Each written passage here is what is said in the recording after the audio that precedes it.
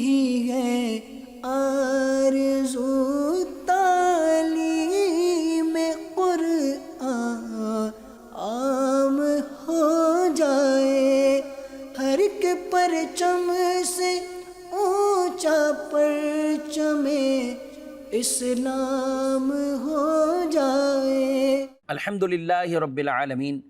والصلاة والسلام علی خاتم النبیین، اما بعد فاعوذ باللہ من الشیطان الرجیم، بسم اللہ الرحمن الرحیم، الصلاة والسلام علیک یا رسول اللہ وعلی آلک واصحابک یا حبیب اللہ، الصلاة والسلام علیک یا نبی اللہ وعلی آلک واصحابک یا نور اللہ۔ مدنی چینل کے ناظرین، پروگرام قرآنی صورتوں کا تعارف، اس میں آپ کو خوش آمدید کہتے ہیں۔ اللہ پاک ہم سب کو قرآن مجید پڑھنے، سمجھنے اور اس کی تعلیمات پر عمل پیرا ہونے کی توفیق عطا فرمائے۔ ہمارے پیارے رسول صلی اللہ علیہ وآلہ وسلم کا فرمان عظمت عالی شان ہے، بروز محشر 3 طرح کے ایسے لوگ جنہیں اللہ اپنے عرش کا سایہ عطا فرمائے گا۔ ان میں سے پہلا شخص ارشاد فرمایا جو میرے کسی امتی کی پریشانی کو دور کرے، دوسرا وہ ارشاد فرمایا کہ جو میری سنت کو زندہ کرے، اور تیسرا وہ جو مجھ پر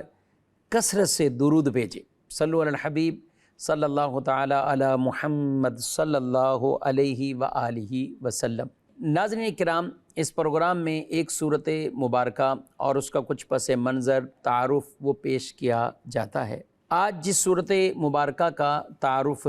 ہم پیش کریں گے، قرآن پاک کی آخری صورتوں میں سے سورۃ الفلق، بڑی معروف مشہور صورت ہے، اور سورہ فلق اور سورہ ناس قرآن مجید کی آخری یہ 2 صورتیں ویسے بھی بطور وظیفہ بھی پڑھی جاتی ہیں، ان کی خود برکات احادیث طیبہ کے اندر ان کو بیان کیا گیا ہے۔ آج سورہ فلق، یہ سورہ مبارکہ تعارف ہم سنیں گے۔ ترتیب تلاوت کے اعتبار سے تو 113 نمبر اس صورت مبارکہ کے، اس کے بعد صرف سورہ ناس ہے، اور ترتیب نزول کے اعتبار سے اس کا نمبر 20 بیان کیا گیا ہے۔ پارہ 30 سے 5 اس کی آیتیں ہیں، 1 اس کا رکوع ہے۔ مقام نزول کی بات کریں کہ یہ صورت کہاں نازل ہوئی، مکی صورت ہے یا مدنی صورت ہے، تو ایک قول تو یہ ہے کہ یہ سورہ مبارکہ مدینہ منورہ میں نازل ہوئی، جبکہ ایک اور قول کے مطابق کہ یہ صورت مکہ مکرمہ میں نازل ہوئی۔ لیکن پہلا قول زیادہ صحیح ہے، کیونکہ اس کی تائید اس پس منظر اور شان نزول اور اس واقعے کے ذریعے ہوتی ہے کہ جس کے جواب میں یہ سورہ مبارکہ اللہ تعالیٰ نے نازل فرمائی۔ اس سورہ مبارکہ کا نام فلق کے کئی معنی ہیں، اور یہاں اس سے مراد صبح، یعنی فلق کا معنی ایک صبح ہے، اور اس صورت کی چونکہ پہلی آیت میں ہی فلق کا ذکر ہے تو اس لیے اسی مناسبت سے اس کا نام سورہ فلق ہوا۔ اگر ہم احادیث طیبہ کا مطالعہ کریں تو سورہ فلق اور سورہ والناس، ان دونوں صورتوں کا بطور خاص الگ سے فضائل بیان ہوئے۔ حضرت عقبہ بن عامر رضی اللہ تعالیٰ عنہ، ان سے روایت ہے، نبی کریم صلی اللہ علیہ وسلم نے ارشاد فرمایا، کیا تم نے نہیں دیکھا کہ آج رات مجھ پر ایسی آیتیں نازل ہوئی ہیں جن کی مثل نہیں دیکھی گئی؟ اور وہ آیتیں کون سی ہیں؟ قل اعوذ برب الفلق سورت کے آخر تک، اور قل اعوذ برب الناس سورت کے آخر تک۔ مسلم شریف کی یہ حدیث۔ حضرت ابو سعید خدری رضی اللہ تعالیٰ عنہ آپ بیان کرتے ہیں کہ رسول اللہ صلی اللہ علیہ وسلم جنات سے اور انسانوں کی نظر سے پناہ مانگا کرتے تھے، یہاں تک کہ سورہ فلق اور سورہ والناس یہ نازل ہوئی۔ پھر آپ نے ان صورتوں کو پڑھنا شروع کر دیا اور ان کے علاوہ دیگر وظائف کو ترک کر دیا، چھوڑ دیا، یعنی یہ ان صورتوں کی ایک اہمیت کو بیان کیا گیا۔ ایک اور روایت میں حضور اقدس صلی اللہ علیہ وسلم نے ارشاد فرمایا، میں تمہیں وہ کلمات نہ بتاؤں جو شریر جنات اور نظر بد سے اللہ تعالیٰ کی پناہ طلب کرنے میں سب سے افضل ہے۔ انہوں نے عرض کی، یا رسول اللہ صلی اللہ علیہ وسلم، کیوں نہیں، آپ ضرور بتائیں۔ تو آپ نے ارشاد فرمایا وہ کلمات، یہ دونوں صورتیں، قل اعوذ برب الفلق اور قل اعوذ برب الناس، یہ وہ صورتیں ہیں کہ شریر جنات سے بھی حفاظت اور نظر بد لگنے سے بھی حفاظت کر دی جاتی ہے۔ سبحان اللہ۔ ناظرین اکرام، سورہ فلق اور سورۃ الناس، اس کا ایک پس منظر ہے، ایک شان نزول ہے، اور وہ شان نزول یہ تھا کہ ایک شخص لبید بن اعصم یہودی، یہ اور اس کی بیٹیوں نے آپ صلی اللہ علیہ وسلم پر جادو کیا۔ اور وہ جادو کیسے کیا کہ آپ کے منہ مبارک، آپ کے مبارک بالوں کو کسی طرح حاصل کر لیا اور پھر اس پر یہ جادو کیا گیا، اور جادو کا جو اثر تھا وہ نبی کریم صلی اللہ علیہ وسلم کے ظاہری طور پر، جسمانی طور پر وہ اثر انداز ہوا، لیکن آپ صلی اللہ علیہ وآلہ وسلم کے دل، اعتقاد، عقل مبارکہ اور جو فریضہ نبوت اور جو احکامات ہیں ان میں کوئی کسی طرح کا نہ خلل آیا نہ آ سکتا تھا۔ ظاہراً جسم مبارکہ پر اس کے کچھ آثار ہوئے۔ پھر چند دنوں بعد حضرت جبریل علیہ السلام حاضر ہوئے اور انہوں نے کہا کہ یا رسول اللہ صلی اللہ علیہ وسلم، یہ فلاں یہودی ہے جس نے آپ پر یہ جادو کیا ہوا ہے، اور وہ کنواں بتایا اور اس کنویں کی پوری علامت نشانیوں کو بتایا۔ تو حضرت علی رضی اللہ تعالیٰ عنہ کو نبی کریم علیہ السلام نے وہاں بھیجا کہ جاؤ، اور انہوں نے اس کنویں کے اندر جا کر باقاعدہ وہ پتھر، اور پتھر کے نیچے جو کچھ نبی پاک علیہ السلام کے منہ مبارک وغیرہ وہ وہاں رکھے ہوئے تھے، اور ان میں گرہیں لگائی ہوئی تھیں، اور یہ 11 گرہیں تھیں، اور اس انداز سے حضور اکرم صلی اللہ علیہ وسلم پر وہ جادو کیا گیا۔ اب اس پہ بھی دو طرح کی بحث کی جاتی ہے عموماً کہ جادو ہوا تھا یا جادو نہیں ہوا۔ تو دیکھیں روایات میں یہ ذکر جادو ہونے کا ہے۔ اب اصل چیز ہے کہ جادو نے اثر کیا کیا؟ کیا تعلیم میں نبوی صلی اللہ علیہ وسلم جو آپ تعلیم دے رہے تھے اس پر اثر کیا؟ اللہ کے احکامات جو آپ نے آگے بتانے تھے کیا اس میں کوئی وہ خلل واقع ہوا؟ تو ایسا کچھ نہیں۔ ظاہراً جسم مبارک پر اس کے کچھ اثرات آئے، لیکن آپ کی مبارک عقل شریف، آپ کی دین کی تعلیم، تبلیغ اور یہ چیزیں، ان میں کسی چیز پر وہ اثر انداز جادو نہیں ہوا تھا۔ لیکن جو ظاہراً ہوا تو اس کی وجہ سے ظاہری طور پر آپ پر یہ اثر ہوا۔ پھر آپ صلی اللہ تعالیٰ علیہ وآلہ وسلم اس کے لیے وہ جو 11 گرہیں اس میں باندھی گئی تھیں، تو اللہ پاک نے یہ سورہ فلق اور سورۃ الناس یہ عطا فرمائی۔ تو سورہ فلق کی 5 آیتیں ہیں، سورہ ناس کی 6 آیتیں، تو ایک ایک آیت کو آپ صلی اللہ علیہ وسلم گویا کہ پڑھتے گئے، تلاوت کرتے گئے، تو یہ گرہیں کھلتی گئیں۔ تو یوں یہ جادو کا توڑ ان 2 صورتوں کے اندر بیان فرمایا گیا۔ یا یہ بات پتہ چلی ناظرین کرام کہ جادو اور اس کی تاثیر یہ حق ہے، یعنی ثابت ایسا ہے،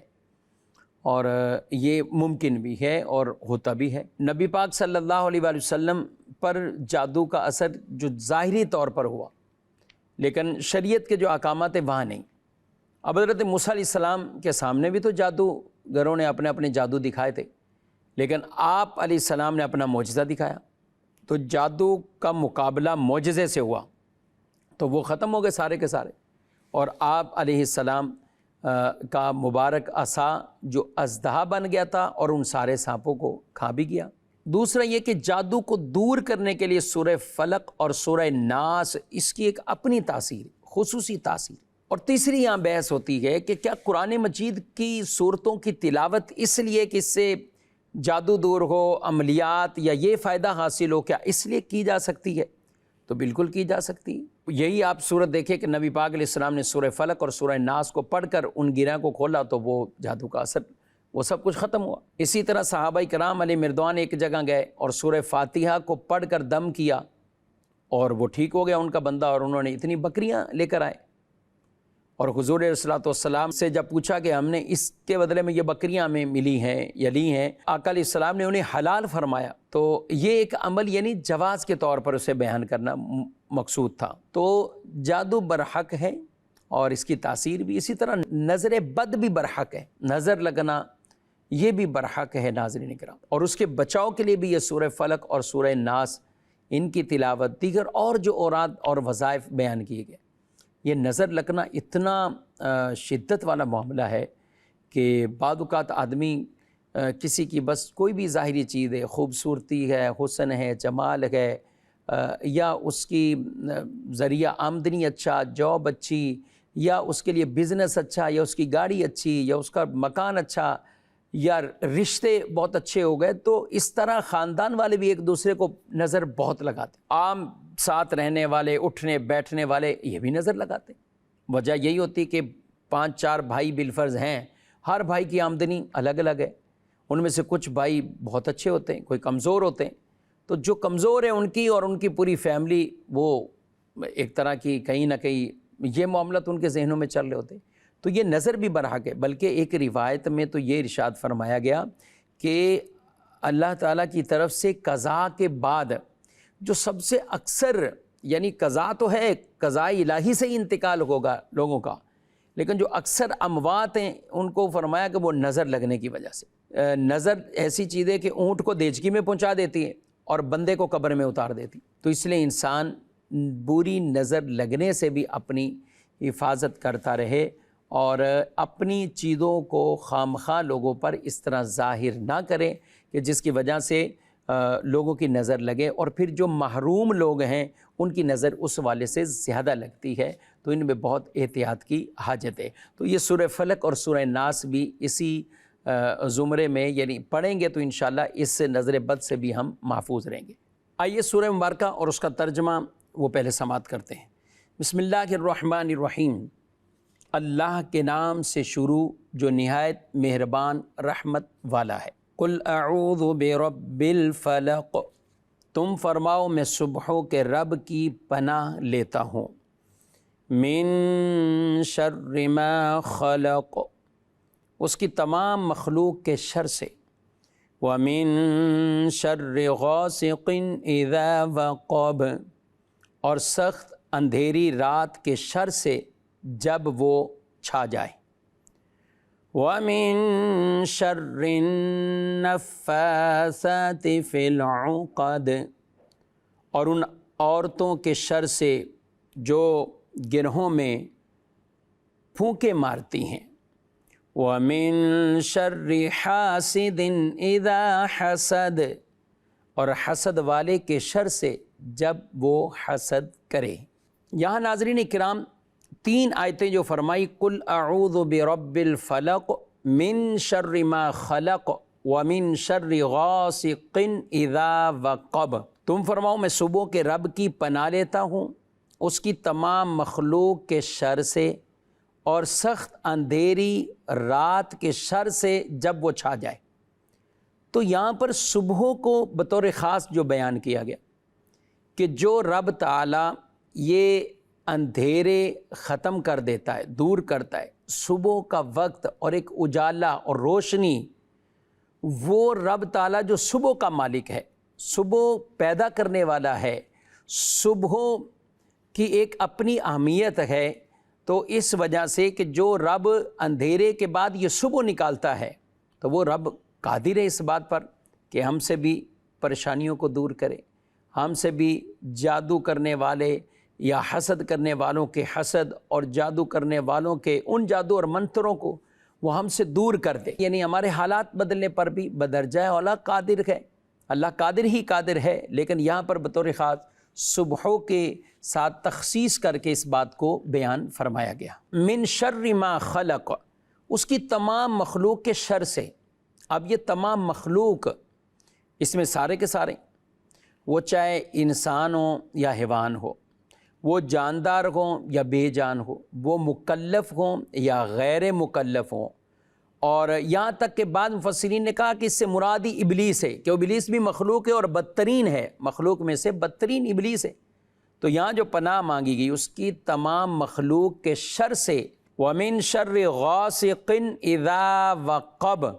اور سخت اندھیری رات کے شر سے جب وہ چھا جائے۔ اب یہاں سخت اندھیری راتیں جو کہا گیا تو ان میں کہا کہ مہینے کی آخری راتیں، کہ اس میں عموماً چاند جب چھوٹا چھوٹا ہوتے یعنی چھپ جاتا ہے، اور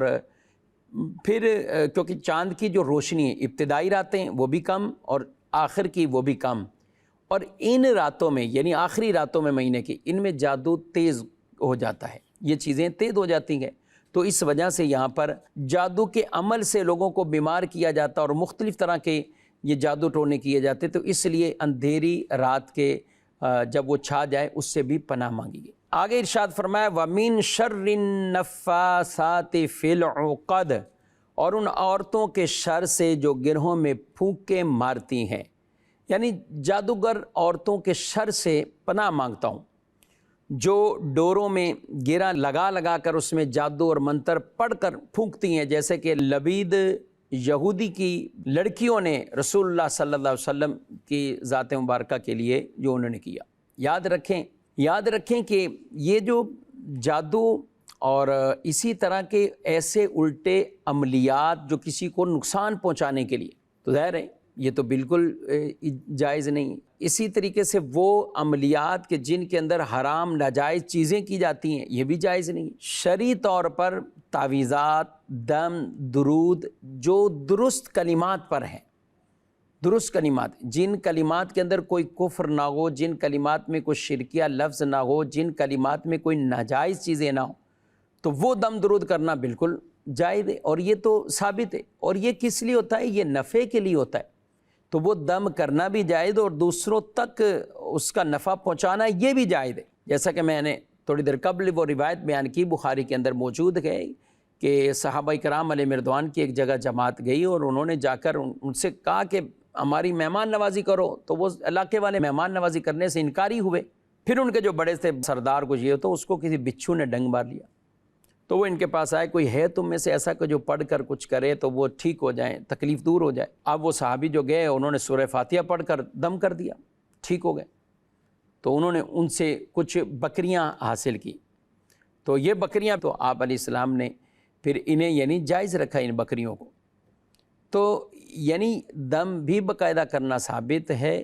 اور بلکہ وہ کلمات صحابہ کرام علیہ رضوان میں سے وہ کہ بطور خاص جو کلمات حفاظت کے لیے ہمیں یاد کروائے گئے، تو ہمارے جو بچے چھوٹے ہوتے تھے جو نہیں پڑھ سکتے تھے تو ہم ان کو یعنی لکھ کر گویا کہ ان کے گلے میں لٹکا دیتے تھے۔ تو جائز تعویذ جو قرآن، حدیث یا اچھے کلمات پر مشتمل ہو،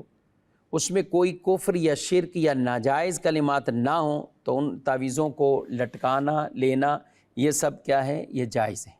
اور جو لوگوں کو پر جادو کرنے کے لیے گرے باندھنا، ایسے کوئی تعویذ کرنا اور لوگوں پر عملیات کرنا، انہیں نقصان پہنچانا، تو یہ ظاہر ہے یہ بالکل ایک ناجائز عمل ہے اور اس کی شرعاً بالکل بھی اجازت نہیں ہے۔ آگے ارشاد فرمایا 5ویں اور آخری آیت میں وَمِن شَرِّ حَاسِدٍ اِذَا حَسَدَ، اور حسد والے کے شر سے جب وہ حسد کرے۔ اب حسد کرنا، حسد کی تعریف یہ ہے کہ انسان کسی کے پاس کوئی نعمت دیکھ کر یہ خواہش کرے کہ یہ اس سے چلی جائے، اگرچہ یہ نہ ہو کہ وہ اس کو مل جائے، ہاں یہ بھی تمنا ہو کہ اس سے چلی جائے، مجھے مل جائے، تو یہ تو اور بڑے درجے کا حسد ہے۔ لیکن وہ یہ تمنا کرتا ہے کہ کسی طرح اس کو نقصان پہنچ جائے اور اس کی یہ نعمت چلی جائے، چاہے اس کی خوبصورتی ہو، آواز ہو، یا اس کے اندر علم کی نعمت ہے، دولت ہے، اس کے پاس مال ہے، شہرت ہے، آواز، لہجہ، کئی چیزیں ایسی ہوتی ہیں کہ جو دوسروں سے ممتاز کر دیتی ہیں، تو لوگوں کے وہاں حسد شروع ہوتے ہیں۔ اس لیے حسد والے کے شر سے پناہ مانگی گئی، جب وہ حسد کرے اس سے پناہ مانگی گئی۔ ہاں اگر اللہ کی بارگاہ میں یہ دعا کرتا ہے کہ یا اللہ اس کی نعمت اس کے پاس رہے، یہ مالداری رہے، گھر بار والا، کاروبار والا رہے، لیکن تیرے خزانوں میں کمی نہیں، مجھے بھی تو عطا فرما، تو یہ رشک ہے، یہ حسد نہیں ہے، یہ رشک ہے، یہ جائز ہے، کیونکہ اس میں کسی دوسرے کا نقصان نہیں چاہ رہا، اور جس میں دوسرے کا نقصان چاہتا ہے کہ وہ چیز اس سے ختم ہو جائے،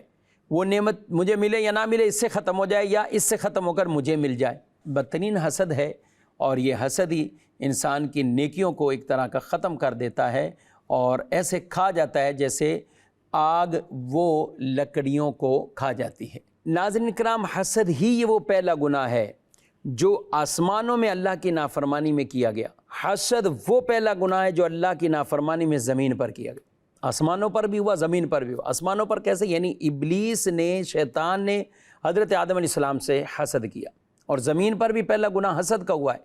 وہ قابیل، آدم علیہ السلام کے دو بیٹے تھے نا، قابیل، حابیل، تو قابیل نے حسد کیا حابیل سے اور حابیل کو شہید کر دیا۔ اس لیے کہا گیا کہ حسد کی 5 خرابیاں ہیں۔ نمبر 1، حاسد ہر اس شخص سے حسد کرتا ہے جس کو نعمت دی گئی ہو۔ حاسد اللہ کی تقسیم سے راضی نہیں رہتا، حاسد اللہ کے فضل سے بخل کرتا ہے اور اللہ جس پر چاہے اپنا فضل کرتا ہے۔ چوتھی بات، حاسد اولیاء کا برا چاہتا ہے کہ ان سے وہ نعمت زوال ہو جائے۔ اور پانچویں، حاسد ابلیس کا متبع بنتا ہے، تابع بنتا ہے، اور اس وجہ سے حسد کی آگ اگر دل میں جل رہی ہو، میں کہتا ہوں دنیا میں بھی نقصان ہے، دنیا میں بھی اس آدمی کی زندگی اجیرن ہو جاتی ہے، بے مزہ ہو جاتی ہے جس کو حسد ہوتا ہے۔ رشتہ داروں تو وہاں بھی حسد ہو سکتا ہے، لیکن اب کسی کا کوئی تعلق ہی نہیں ہے تو وہ ادھر ہے، وہ اس مارکیٹ کا ہے، تو بظاہر کوئی حسد کے چانس نہیں۔ یعنی جیسے کہیں کہ عام آدمی ہو، اس کو کسی بہت بڑے عہدے منصب والے سے وہ کیا حسد کرے گا، لیکن وہ جو اپنے ہم پلہ اور کچھ اوپر نیچے اپنے ارد گرد کے لوگ ہیں تو ان میں ضرور اسے غور کرنا چاہیے۔ تو وہیں یہ پہچان بھی ہوتی ہے۔ اللہ تعالی ہمیں اس باطنی مرض سے بھی بچائے، محفوظ رکھے۔ تو یہ ناظرین کرام سورہ فلق کے حوالے سے یہ بطور خاص ان فضائل کو بھی بیان کیا گیا، اور جن چیزوں سے پناہ مانگی اللہ ہمیں ان سے محفوظ رکھے۔ اب قرآن مجید فرقان حمید کی ایک سورہ مبارکہ سورۃ الناس کا تعارف وہ باقی ہے، اور الحمدللہ یہ ایک طویل سلسلہ جو قرآن پاک کی پوری صورتوں پر محیط تھا، اور یہ سفر تسلسل سے چلتا رہا، تو الحمدللہ قرآن مجید کی پوری صورتوں کا تعارف باقاعدہ مدنی چینل پر اس طرح بیان ہوا ہے۔ اللہ رب العالمین ہم سب کو قرآن کا نور اور قرآن کا فہم عطا فرمائے، قرآن پڑھنے سمجھنے کی توفیق عطا فرمائے، آمین بجاہ نبی الامین صلی اللہ علیہ وسلم۔ یہی ہے آرزو تعلیم قرآن عام ہو جائے، ہر ایک پرچم سے اونچا پرچم اسلام